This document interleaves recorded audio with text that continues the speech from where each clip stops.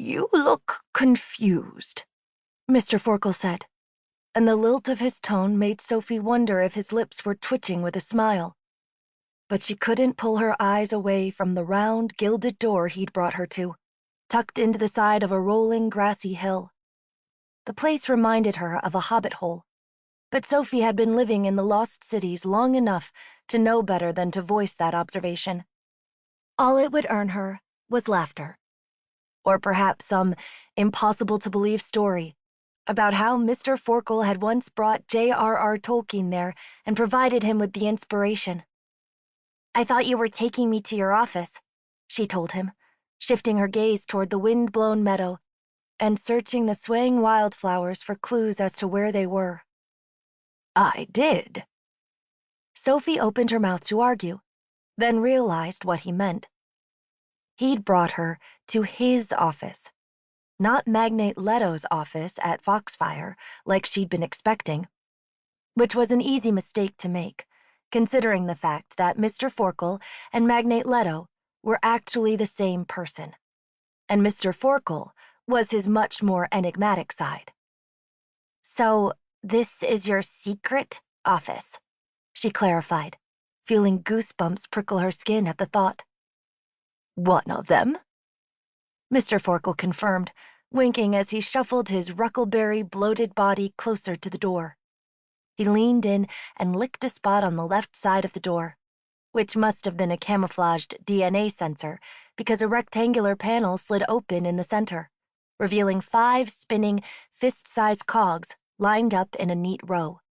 1 silver, 1 copper, 1 iron, 1 bronze, and 1 steel. "Did Tinker design this place?" Sophie asked, remembering the abundance of gleaming gear she'd seen decorating the walls of Widgetmore, as well as the technopath's clear fondness for the number 5. But that wasn't the question she should have been focusing on, so she quickly added, "And why are we here?" Mr. Forkel twisted the cogs one by one, entering some sort of complicated combination. "You said we needed to talk. Isn't that why you requested this meeting?"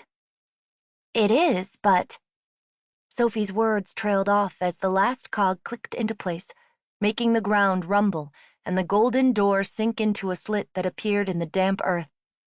Cold air blasted her face from the dark room beyond, blowing strands of her blonde hair into her eyes as she took an eager step forward and— "Stop!" A familiar, squeaky voice shouted behind her. Sophie froze.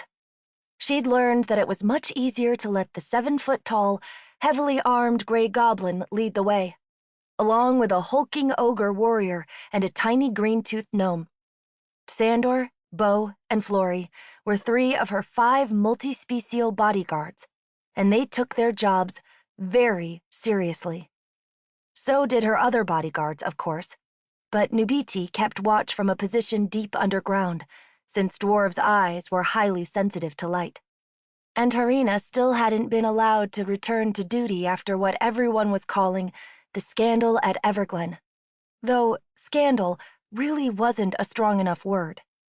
It didn't capture the shock that came with discovering an illegal troll hive hidden at the estate of one of their world's most prominent families, and it definitely didn't evoke the horror of the genetically altered, bloodthirsty trolls who went on a murderous rampage once the door to the hive was opened.